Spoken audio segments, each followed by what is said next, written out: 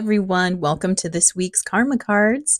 How you holding up in this energy? It's interesting, let's put it that way. We're getting bombarded with so many plasma hits. We've got all these smaller flares, M-class flares, just constantly bombarding us every single day. So there's a lot of plasma bursts coming to the planet. People are feeling it. They're feeling it in their body. They're having like purges of emotion. They're having different ascension symptoms, the exhaustion, overwhelm. For me, like a lot of emotional stuff coming up, really interesting. So notice what you're going through right now. I've also been told by my team that it's working through certain energy centers. So thinking of your like 7 chakras, where have you been feeling most of the symptoms? So is it headaches? Are you feeling headaches in the front of your head, top of your head? Are you getting congestion in your throat? How about in your chest? Like, are you finding yourself being congested in these areas? Sinuses, throat, chest, maybe having stomach issues more than usual, solar plexus, maybe having issues with different organs related to the sacral. So we're talking like sexual organs, also possibly bladder, kidneys, bowel, lower bowels, and then the root as well. The root would really be that sort of feeling of like, I don't know if I'm safe here right now. I don't know if I'm safe in my body. I don't know if I'm safe on this planet. This is just showing you where the energy is being called, where this plasma is being called to help remove blockages in the body. And it's a natural response because, again, anything that's less than love can't come with us in higher and higher in energy. So it's going to those energy centers to work out the issues that usually get held in the different energy centers. So let's go through it really quick. We've got at the root, the issues that connect there are connected to fear. It's connected to survival. So feelings of insecurity or feelings of fear about just being alive are all held at the root chakra. If you move up into the sacral, this is feelings about guilt about pleasure, enjoyment of life. Like I shouldn't enjoy this, or feelings of power, of feeling enough, right? Those are also in the sacral. And then when we moving up into the solar plexus, this is where feelings of shame live. So again, feeling kind of in relation to other people. So both guilt and shame are complex emotions. So they're multiple emotions instead of just one.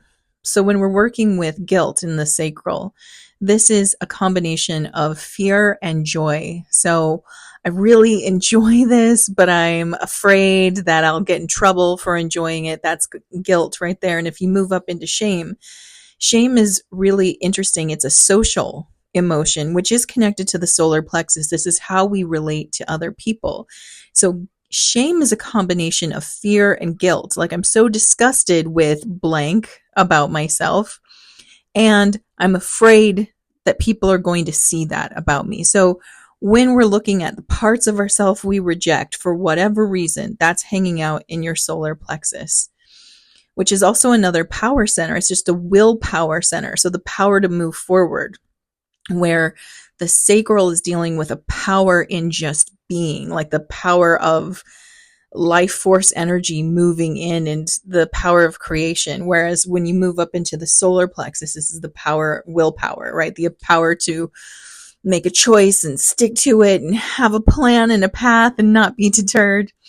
And I bring that up because we're moving into Leo season, which is one of the signs that has a lot of willpower. So we might actually feel an activation there in the solar plexus, which is close to where I believe the area that Leo rules, if I'm not mistaken. It's been years since I've looked at where the signs rule in the body, but I know that Cancer is the breast, so Leo would be a step down. So I do believe actually we're solar plexus Leo season. If someone knows that, confirm it for me, put it in the comments, because I think I've got that. So you might be feeling it in the gut, which means gut issues, digestive issues, heartburn. Let me know. Put it in the comments below. Are you feeling those things? Because that makes sense. And it's, again, being cleared out. Now, when we move up into the heart, this is where we have that, lack of forgiveness, the inability to forgive, or even holding some grief in there. These are the things that can block the heart, as grief and a lack of forgiveness as well. In the throat, we get blocked by lies and inauthenticity. So when we're not in alignment with ourselves, or we're not in alignment with the truth, this creates a block right here. In the third eye, we're blocked by ignorance or the unwillingness to see. So, right, the lack of an open mind can block this area. And up at the crown is like a lack of faith. So, some not feeling connected to everything that's around us. So, when we feel these energies come in, these plasma bursts, they're going to be moving through each of these energy centers, and where we tend to feel the symptoms, if you will, is where there's a blockage that's being worked on. So as the plasma is coming in, it's purging, it's working on these areas, it's bringing it to the forefront to get you to focus in on it and pay attention to the signals from your body to let you know what's being worked on or worked out, or what you need to focus in on and allow into your life, right? So thinking again, if you're at the root, this is allowing safety and security. If you're at your sacral, this is allowing power, personal power, the creative power, and pleasure. If you're at the solar plexus, again, this is about willpower and how we are connecting to others. If we're at the heart, this is about love and opening our heart and practicing forgiveness. This is about truth and authenticity and communicating from a place of truth.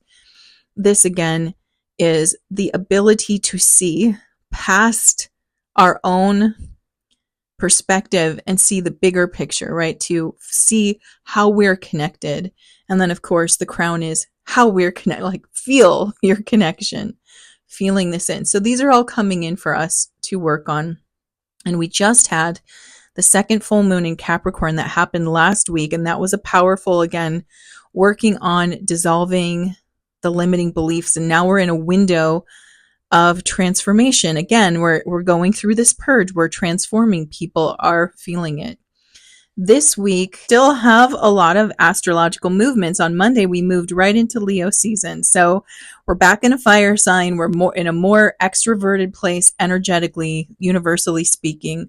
We're focusing on our willpower and our sovereignty, and tapping into our own creative potential and recognizing that we are a creator being, co-creating with the universe. That's a big theme of Leo. And then on Thursday, July 25th, Mercury moves into the sign of Virgo, which is one of the signs it rules. So Mercury's energy will be felt, it will be really strong. And the beautiful thing about Mercury and Virgo, where it hangs out, where it rules, is that we get a lot of our thoughts get more organized. So if you felt a little mentally all over the place, you might find that you get a real burst of clarity.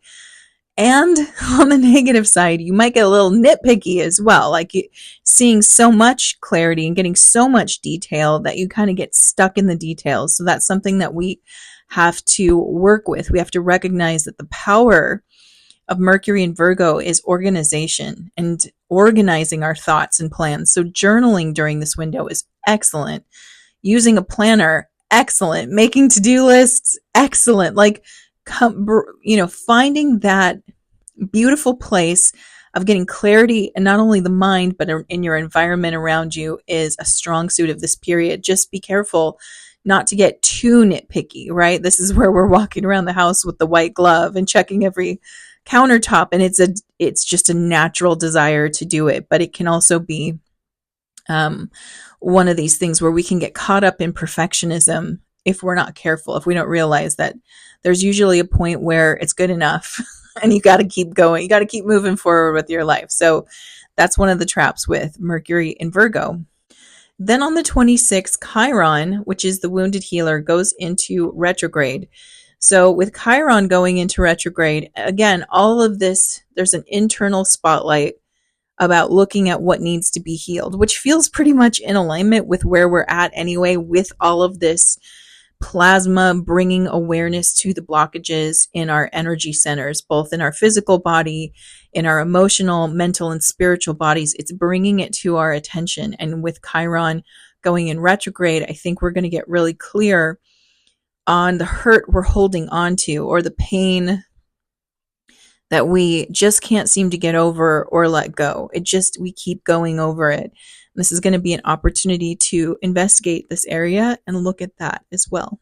Now, the message from the team this week is kind of a simple one, and they're just talking about we're at a point with all of these upgrades where identity, the idea of identity, starts to loosen, because identity, this idea of individuality, of this person that you feel like you are, is incredibly helpful for the third density, where using identity and using a sense of individuality helps us to make some spiritual growth choices. It helps us to feel like if it's just me making this choice, then I'm going to choose blank.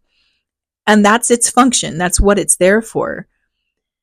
But in third density, one of the traps, and this is connected again to the solar plexus, so I guess today's kind of a solar plexus talk, is getting caught up in identity and really focusing and fixating on our identity as if it is us.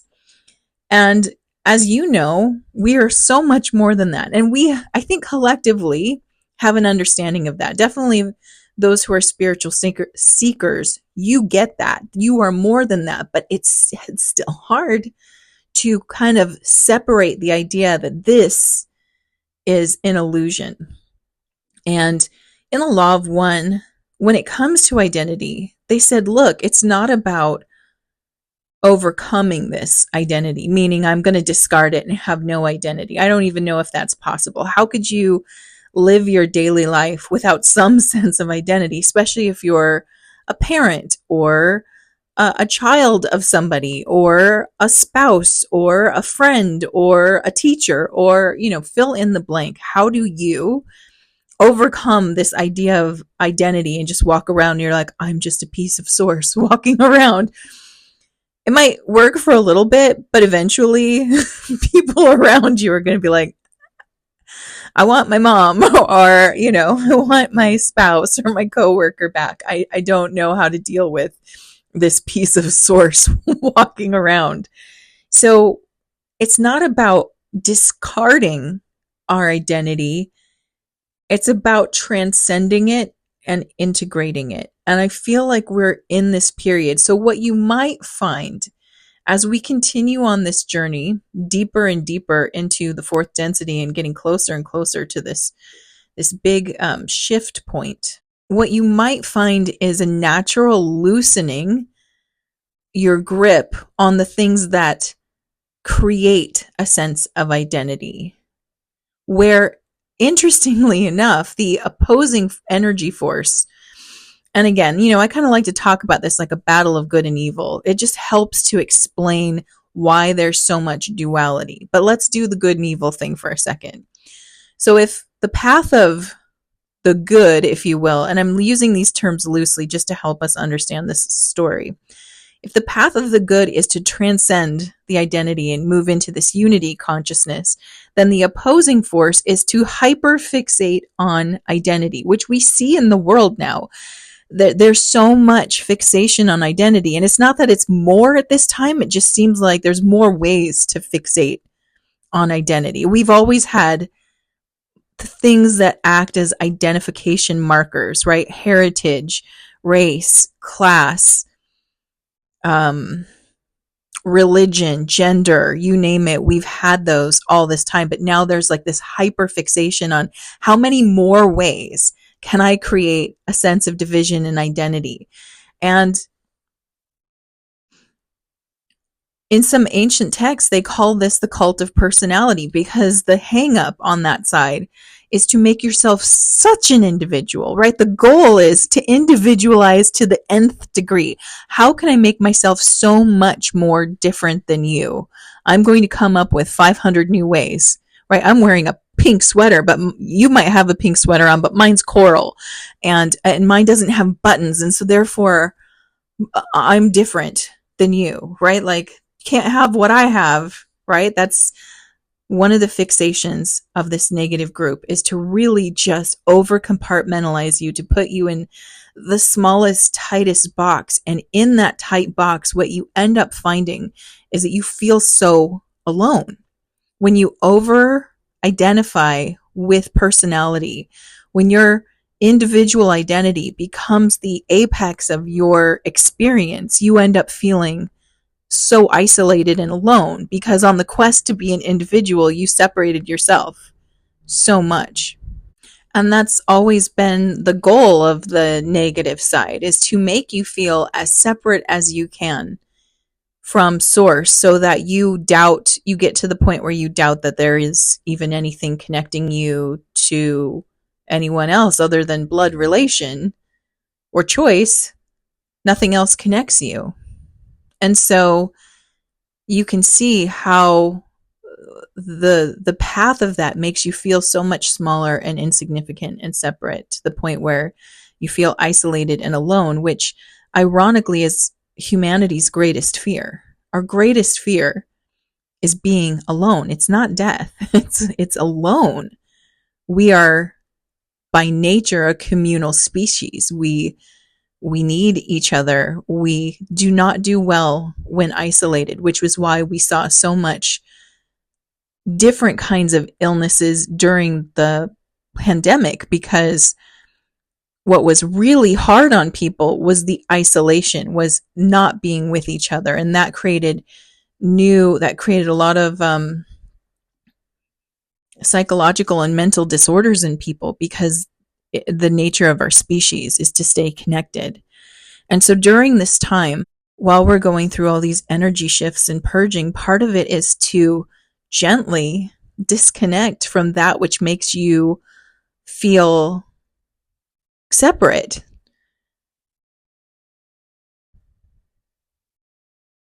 So notice if there's parts of your ego, because that's where identity is connected to, is our ego. Our ego is the part of us that feels individualized and recognizes all these separations, how we're also, so different. During this period, as we're increasing this energy, and the energy is increasing in our body, and of course, with the fourth density, it's all centered on the heart chakra. So all of this work that we're going through and all the energy we're undergoing is strengthening the heart chakra more and more. And the more open you keep it, the less important identity becomes to you.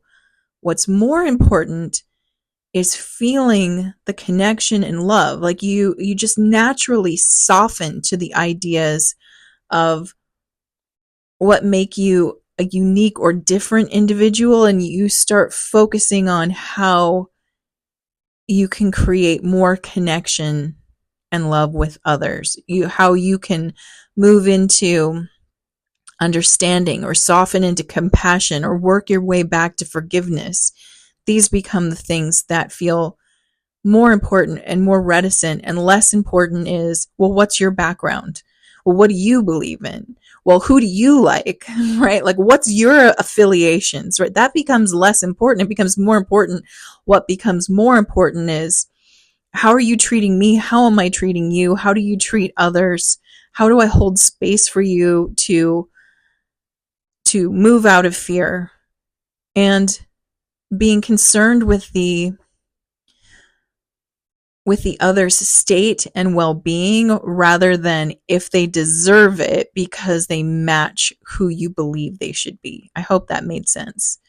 So we're moving more into that. And in the background, what's happening is, again, we don't have to fully disassociate from identity to move forward. I've heard many spiritual teachings and teachers talk about that, how we have to transcend our identity. And again, yes, at some point in our energy spiritual process, that does happen, right? It's that detachment.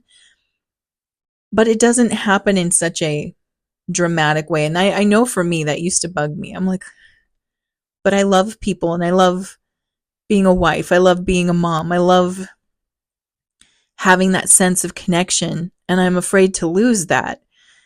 And really what's happening is there's just a softening of it. It's less and less important. It's kind of like when you're a little kid and knowing what your friend's favorite color was like super important to you. Like it felt like critical information, or at least it did to me. I remember like, oh my gosh, what's your favorite color? Because mine is this and mine's the best. And but as you get older, you're interested. You're like, huh, that's cool. You like red. I love blue. I love green. That's awesome. And then you move on. Like it softens the importance and the intensity through which we view ourselves in that way softens and softens and softens over time. You might find that your ego is desperate to hold on to these things, but you're going to find that you become this awareness of the ego struggling with it also occurs at the same time. So as you begin to soften and your ego is like, but this is the right side, or this is the right choice, or this is the right religion, you might find that you're actually starting to soften to it and your ego is fighting to hang on, and you're watching your ego. So there's two of you sort of having an experience that are differing from each other. And it's like you're hanging out with this person and you find out they're coming from a completely different point of view, but you're really enjoying the conversation. And so there's a part of you who's like, yeah, it doesn't really matter what you think because I'm enjoying this conversation. I'm enjoying your company. And also hearing your ego going, no, wrong. Like, let's not. And you're already in your heart-centered self. And so the ego is talking because it will always, but you're just kind of like, it doesn't really matter. And you continue the conversation. So I hope that as you're going through these experiences, you might find, again, we're having some solar plexus activity going on where our ego, our identity is really feeling challenged at this time because the way things are moving forward energetically is leaving the ego and the identity behind. And yet the drums still beat, from the negative side of like, no, this is everything. Identity is everything. And so you'll hear the drums beat and your ego wants to respond to the call. But it's just like, your heart's not in it. And that's such a beautiful sign. So just want to share that message with you because that's what's coming through really strong right now. Now let's look at the karma cards and see what they have to add to it. All right, if you're new to karma cards, let me quickly show you how these work. I have 3 decks here. Planets, signs of the zodiac, and the houses of astrology. And I've already asked my team, what's the message for this week? And I've got 2 sets of answers, a set in red, which are action related, and a set in blue, which are outcome related. And the way that you play is you just tune in with your beautiful intuition and feel what is the guidance that's most resonant for you right now. Are you looking for action related guidance, or are you looking to see how things resolve over the next 7 days? And of course, you can always choose both. And while you're choosing, let me tell you the timing for this reading. This reading is for July 24th through August 1st. And the flavor of this reading, well, we've got the moon. So this is all about the emotions that are coming up at this time. This is something we're going to be feeling, and the work or the actions are around feelings. In the sign of Capricorn, which again has to do with the effort that you're putting in and what you're putting out into the world and your goals around that. So feeling our goals for the future. The 11th house comes up. So this is the house that represents the future. It represents collective consciousness, working together, our hopes and wishes, and our friends. All right, spiritual action at this time. Defend your goals for humanity's sake. And again, in relation to the message, I feel like the goal is to grow. Our goal is to graduate, right? So when the Law of One talks about ascension, they talk about the harvest or like a graduation, meaning like this is us moving from one level up to the next level. We're getting to leave this school and go on to the next, and we want to do it together. So that's the goal. Defend your goals. The ego is going to come up. The beating of drums, like I said, for the identity, the cult of personality will continue to harangue us and make it all about that and try to pull you into the distraction of no, figure out which box you belong in and And let's see how many variations of that box we can get you in. Humanity is moving up. That's our goal. That's actually what we came here to do. Is that we, imagine we go to a graduate school. The point is to graduate, and with the degree. We don't go there just to like get sidetracked by, outside grassroots efforts outside the building that's about has nothing to do with why you're there. Well, that's kind of what's going on. It's like you're there to graduate. So focus in on the goal. Mental action at this time: accept the day-to-day reality of your hopes and wishes. Okay, so if our hopes and wishes are to come together, to unify and ascend, that doesn't happen in one swooping moment. It happens choice by choice. And what's going to be counted in the end is the average of our choices, right? Like, how many times did you choose to think loving thoughts versus thoughts of separation or superiority or whatever? How many times were you focused on sharing and giving versus taking? And not to say that taking isn't appropriate sometimes, because it is. There's a balance. It should be give and take. But was more time spent giving a little extra, or was more time spent taking a little more? And what are you doing day to day connected to what you want, right? So if you want the world to be a more peaceful and loving place, how are you contributing to that?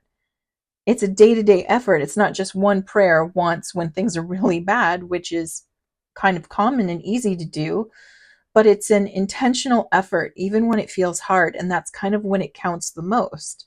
Isn't that, the irony is it counts the most when you don't want to do it. When someone, like I told you last week about the neighbor, right? When you've got somebody who's pushing your buttons over and over, no matter how many times you try to like be cool and be calm about that, that's when it counts. Is what do you do at that point? If you blow your top and lose it, you've kind of, that, for that experience, you lost some points. If you found yourself grounding and recognizing that this person isn't a healthy person, or whatever the situation is, and like asking your team to help you find forgiveness in your heart and ask them for help, like, how do I deal with this? What's the appropriate action? Then you're gaining points in the direction that you want. So recognizing that it's not a sweeping gesture, it's not a one-time thing. The day-to-day reality is it's little choices all along the way, and sometimes the harder choices are the ones where we've actually had the most growth.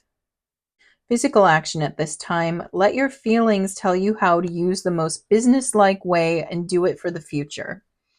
Again, our feelings are so beautiful, right? They're a GPS. Sometimes I remember years and years ago, my therapist telling me that your feelings aren't the truth. And at the time, I found it confusing. They're not necessarily the truth about what's going on, but they are the truth about your thoughts. And that's where it made more sense to me. Your thoughts create the feelings that you're having. So if, for example, I'm getting so much mileage out of this neighbor. If I take that neighbor example, and he used to have this motorcycle in his garage, and he had a physical injury, so couldn't really even ride it. But he would sit there for hours and in the garage and just rev it and be like, run, run, run. And we're not that far away from him. So it was very loud and very distracting. And it was one of those things that I'd hear it and I'd immediately feel triggered, because it would throw me out of a sense of peace and into this feeling of defensiveness. And I remember thinking about it, like, I can't go out there and yell at this person all the time, because he was fed by that. And I knew that. And so that would have been a pointless task on my part. And he would have just realized, this is working. It's getting me attention, which is, I think, what he wanted. And he would have just kept using it. So I'm like, okay, I know I can't really react to this, because it'll only feed what he wants. But I remember I needed to find calm and center. I needed to find a way to tune him out. And the feelings were critical. So your feelings are the GPS. They tell you if you're on track or off track, or your thoughts rather are on track or off track. Because when I would focus in on how this guy is getting off on creating so much discomfort and pain and frustration in people, I would get angry, right? I'd feel defensive and like I want to fight because what a jerk, right? These were the thoughts letting me know that these were the feelings letting me know that my thoughts were taking me into a place that doesn't create peace. When I could harness that, when I could use my feelings to become aware of where my thoughts were going, then I could change my thoughts to things like, this has no effect over me. It doesn't even enter my energy field. It's like there's a barrier or a bubble around me where this doesn't get in. The more he does it, the calmer I feel. I would change my thoughts to that, and I would have no reaction to the situation. In fact, it could actually tune him out. That's how we can use our feelings in the most business-like way and do it for our future. Like, so I want you to see what I did there. I had to feel first the feeling that was coming up. And that's such a beautiful gift. Sometimes we get upset by our own feelings because we don't want to feel angry. We don't want to feel frustrated or betrayed or upset. But if we're aware that our feelings aren't telling us the truth about the situation, they're telling us the truth about our thought process.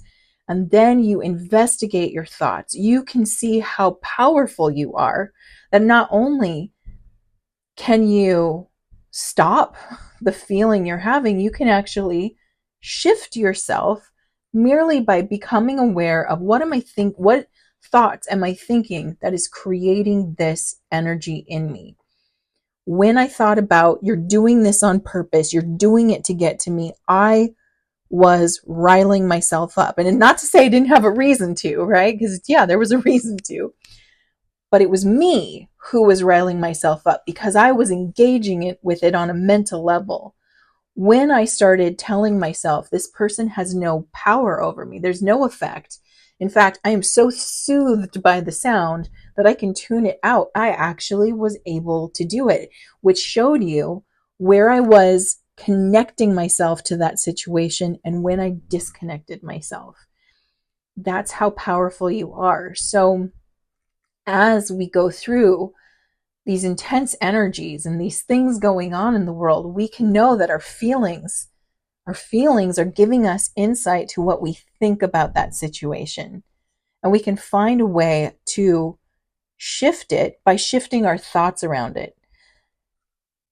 Going from a place of, I am so affected by this, to this has no power over me because I don't let it.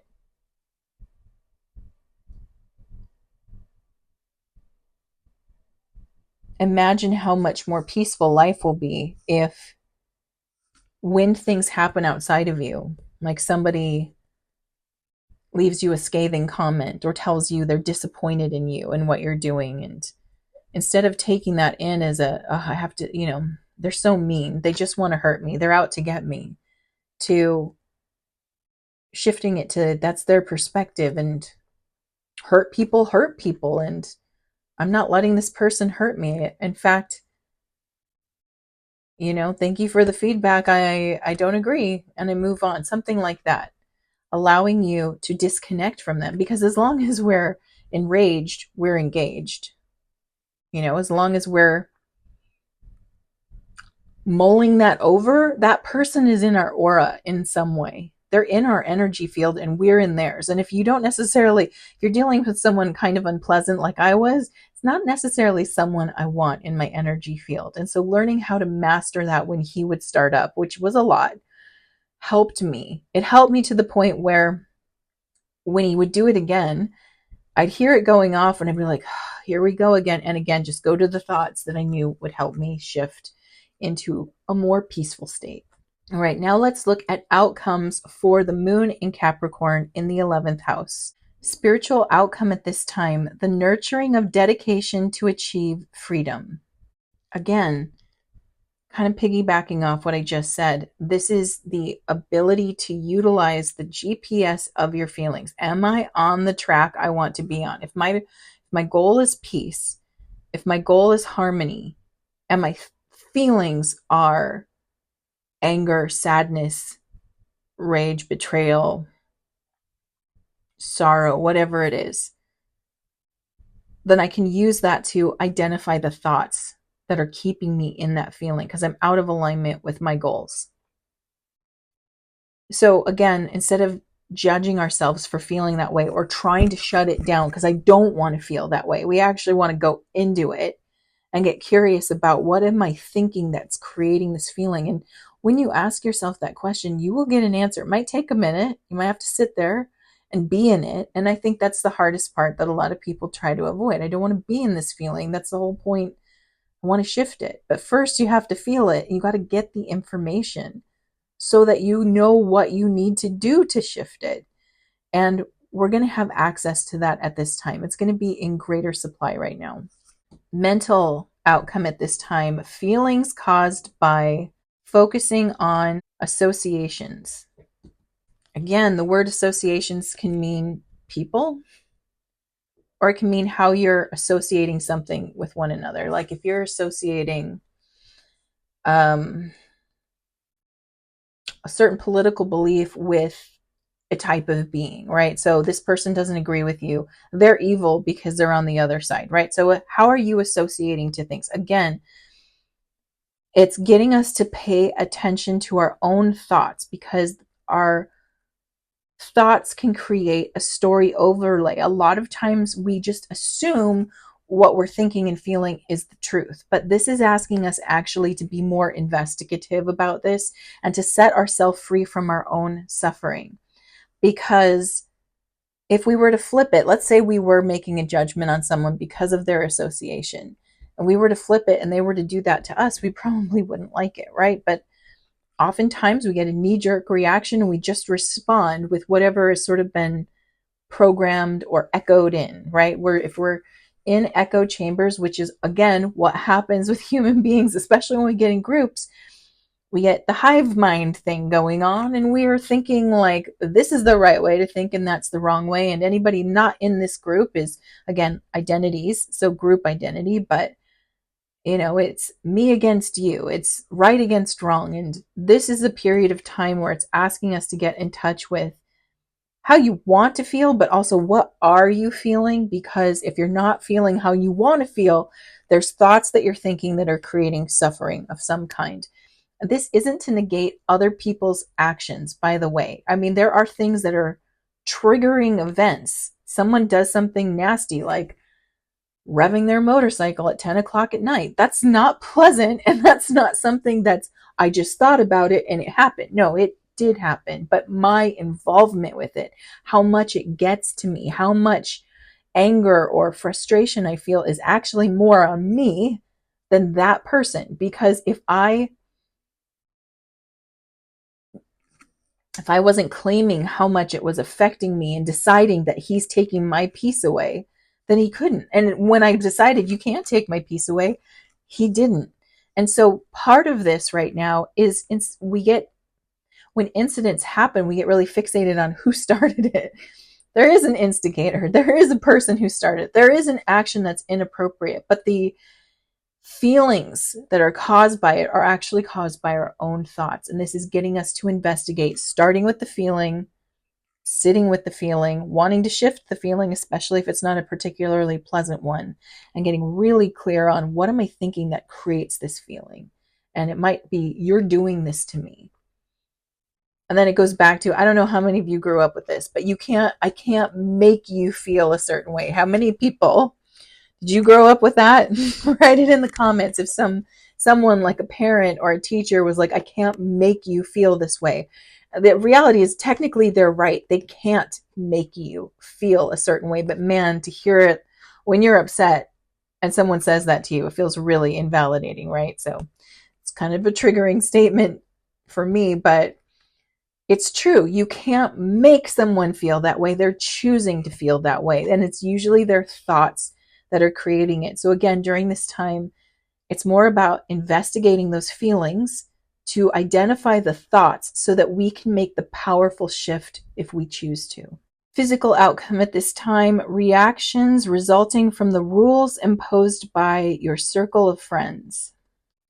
This one is interesting because circle of friends here in this case, they're talking about groups. So again, I want you to think about what the team was talking about of the transcending of identity.